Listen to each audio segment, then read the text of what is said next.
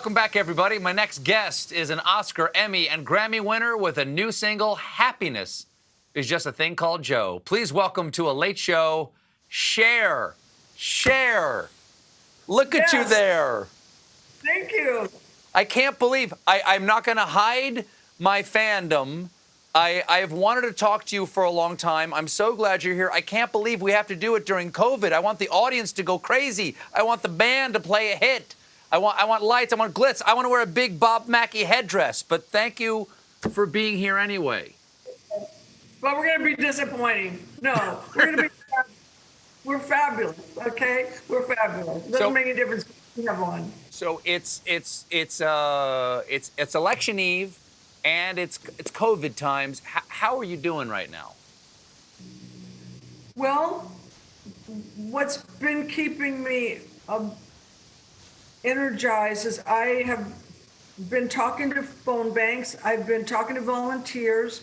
I have been in Arizona. I've been in Nevada. So I think that's how I'm and I try not to watch the news. So that's how I am keeping myself in two pieces or one piece. That's not watching the news is really smart. I got to ask, what is it like when you phone bank? When you call and you say, "Hi, this is Cher," what happens? Well, mostly they introduce me first, but the kids can see me first. And there's lots of this, and there's lots of laughing and excitement, and then there's lots of me explaining why I'm doing this and how proud I am of everybody, and it's honest. I mean, and how I support them, and I know the job is hard, and I know they're finished, but they've just got to keep going. They've just got to keep going, and they're so willing, they're so ready. Now, I understand that you are a longtime Joe Biden supporter. You're a Joe OG. When did you first meet him, and what was it about Joe that first struck you? 2006. That is an old-time Joe supporter. Yeah, 2006. And he thinks that he invited me to see him, but I crashed his office. So because I had been watching him talk, and I had, and I was wondering, like, nobody's this, come on, this is bull. So, so then I thought, I'm going to go there, and I was kind of going to interrogate him, which is what I did. And I found out how straight he was.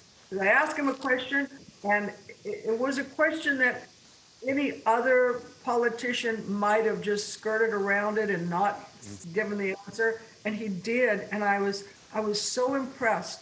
I cannot tell you how impressed I am with him. I mean, we all know he's got compassion, and that's a big thing. I mean, it's a huge thing now, but he has more than compassion. He's so smart, and he's so dedicated, and he wants us to become the country that we should have become. And it's never too late. You also have been supporting Joe on Twitter. You've got an inimitable Twitter style. You got the caps lock game down right there. Here's what he said. Must make Joe Biden our next president. You don't have to love Joe because I do. I know Joe's a good, hardworking man who helped Obama pull us out of the Great Recession. I've known Joe since 2006. He's not perfect, but he could lead us out of the darkness into the light. He has great plans. Do you spend much time on the Twitter? Because if you avoid the news, I would also recommend avoiding the Twitter because it is a toxic environment. I hope you don't spend too much time there. You know what? The people on my Twitter, they're not very toxic. I get some, stupid Trump people, but that's like stupid dog tricks. But I get some of those, but mostly I get people who are, people who have my same thoughts about, what should be going on in this world. I get some really stupid things from them, but I don't care. Who cares? You have a new single, Happiness is Just a Thing Called Joe, that he inspired. How did that come about? Well, he didn't really inspire it exactly. It's just when I thought about him, I remembered the song.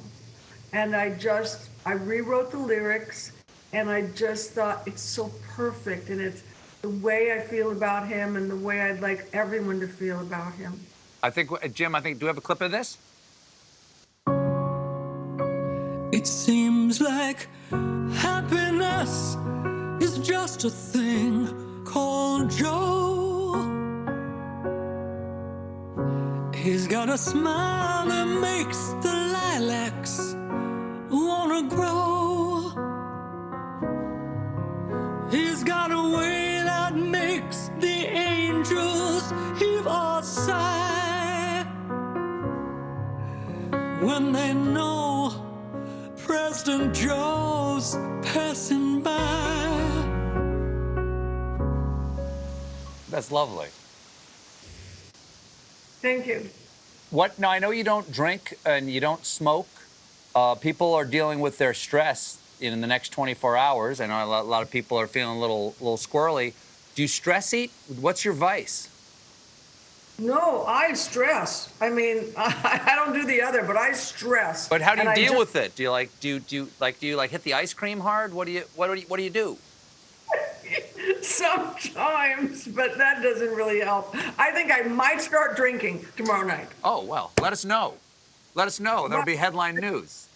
No, I just, you know what? I have a ring and I wear it and it says, "Fear not." And my friend gave it to me and I just twirl it. And when I'm really, really nervous, I just look down at it. And when it says "Fear not," I stop myself. Cher, thank you so much for being here. It is such a pleasure. I really hope I can see you again in person and when we have the audience back at the Ed Sullivan Theater and you can blow the doors off that place. And I can come out and I can sing and we can all rejoice. That will be lovely. I'll rejoice just to be able to see you in person, which means that our world's in a better place. Happiness is just a thing called Joe, everybody. It's available now. The woman is Cher. We'll be right back with a performance by JoJo. Thank you, Cher.